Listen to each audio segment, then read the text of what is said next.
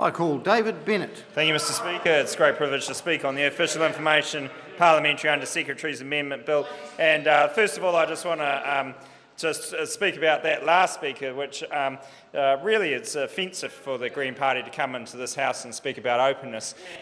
When we consider that only a number of years ago there was an election within the Green Party that they were not actually going to make public. And remember those days of openness within the Green Party, coming in this House spouting about openness. When it comes to their own internal political dynamics, they will not be open with their own members, they will not be open with the public, and they will not be open in the wider community. And you can laugh all you like in the Green Party, but the people know what you like.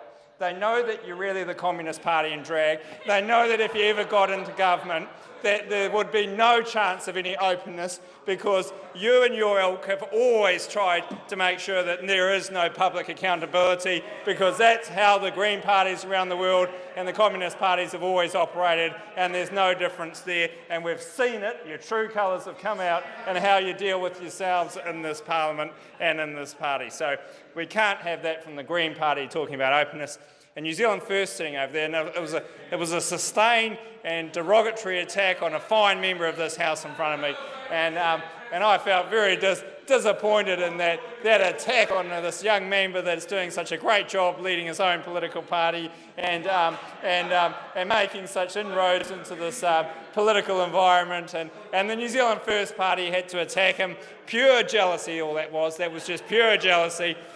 One member of this party can do more than 14 in that party, and that was all it was about. Well, there's only one member in that party as well, actually. There's 13 followers that turn up and come and speak sometimes and sit there and warm the chairs, but they don't do any actual work for any New Zealanders. So, Mr Speaker, this bill is not necessary. It's not necessary in this situation, and we've got a situation where there is a distinction between the Executive and Parliament, which is not subject to the Official Information Act.